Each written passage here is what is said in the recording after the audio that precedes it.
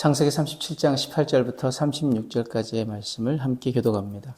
요셉이 그들에게 가까이 오기 전에 그들이 요셉을 멀리서 보고 죽이기를 꾀하여 서로 이르되 꿈꾸는 자가 오는도다. 자, 그를 죽여 한 구덩이에 던지고 우리가 말하기를 악한 짐승이 그를 잡아먹었다 하자. 그의 꿈이 어떻게 되었는지를 우리가 볼 것이니라 하는지라.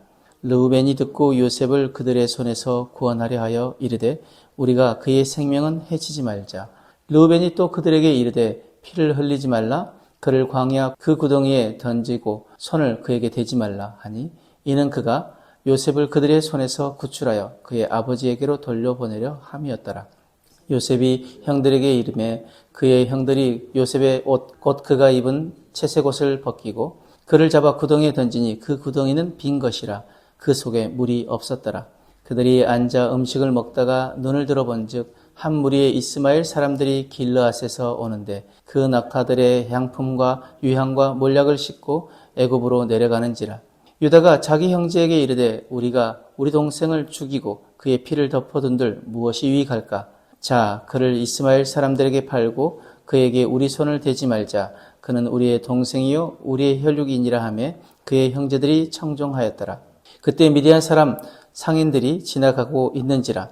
형들이 요셉을 구덩이에서 끌어올리고 은 20의 그를 이스마엘 사람들에게 팔매 그 상인들이 요셉을 데리고 애굽으로 갔더라.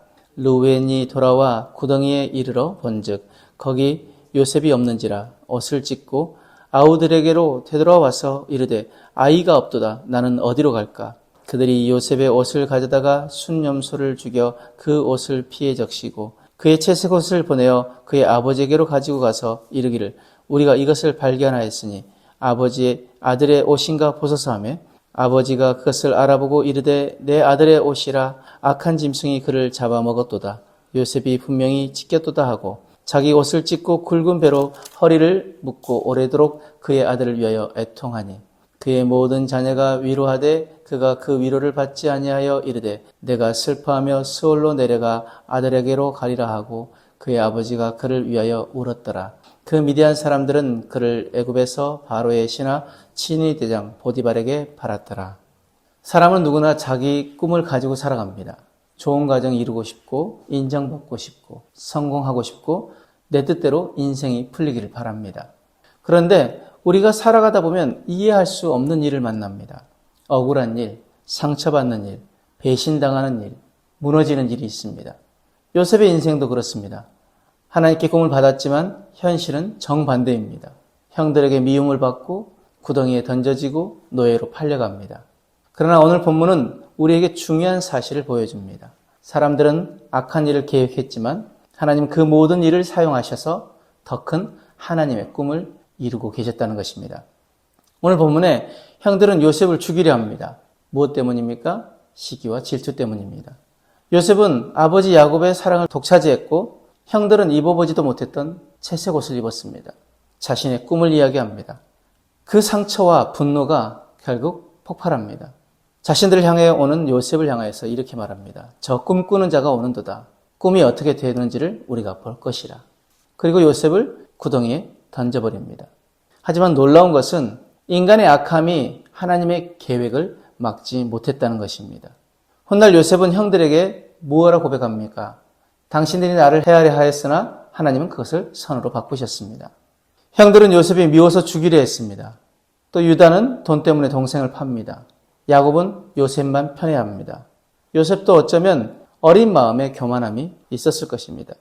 하지만 하나님은 그 모든 연약함과 실패를 사용하셔서 장차 닥칠 기근 속에서 그 야곱의 가족을 살릴 계획을 차근차근 이루어가고 계셨습니다. 여러분, 우리 인생에도 이해할 수 없는 일이 있습니다. 왜 이런 일이 내게 일어나는지 모를 때가 있습니다. 억울한 일도 있고 눈물 나는 시간도 있습니다. 그러나 믿음의 사람은 기억해야 합니다. 하나님은 우리의 실패보다 크신 분이십니다. 사람의 악함보다 크신 분이십니다. 우리의 무너진 자리에서도 하나님은 하나님의 꿈을 이루어 가시는 분이십니다. 21절 이하를 보면 르우벤이 등장합니다.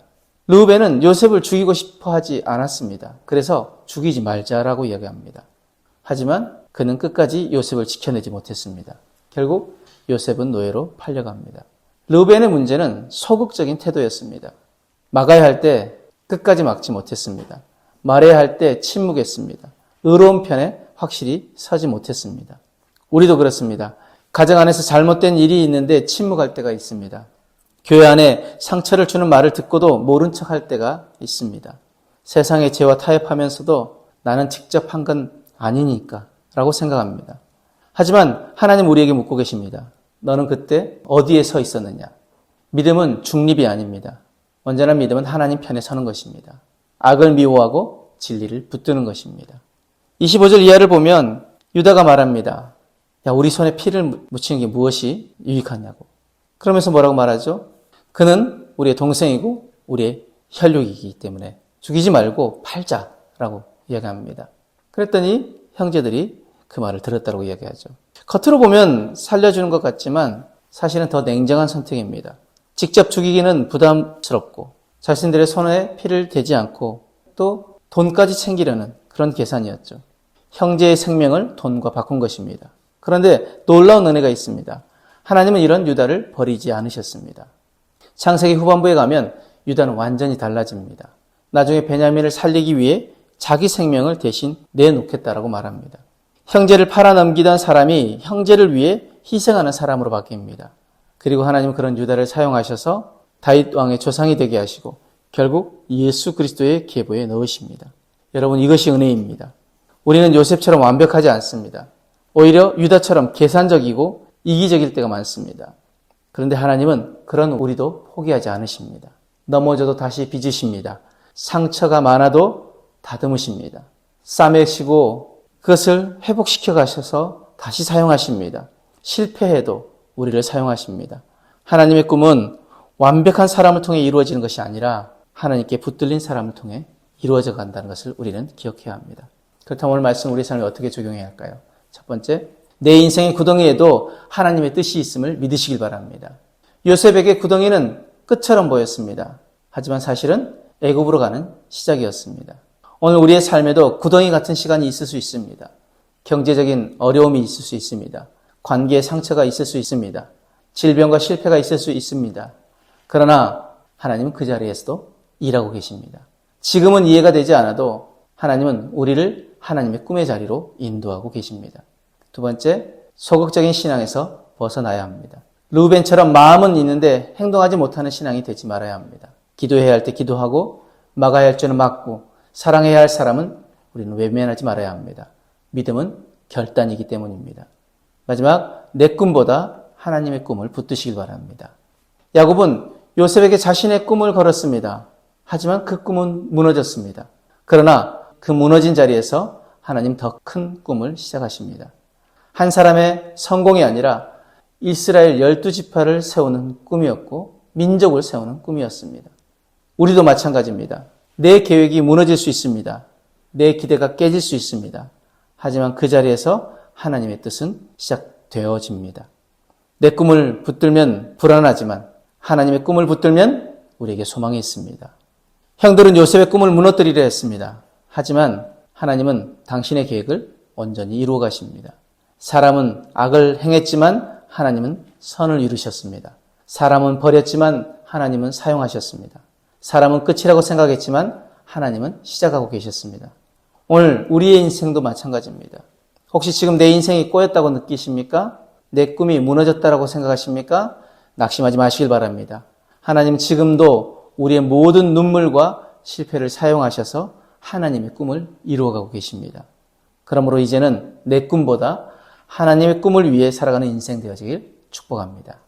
기도하겠습니다. 사랑의 하나님, 우리의 실패와 연약함 속에서도 선한 뜻을 이루시는 주님을 신뢰하게 하여 주옵소서. 내 욕심과 내 꿈을 내려놓고 하나님의 꿈을 붙드는 믿음을 우리에게 허락하여 주옵소서. 구덩이 같은 현실 속에서도 낙심하지 않게 하여 주시고 끝까지 하나님의 계획을 믿고 나아가게 하여 주옵소서.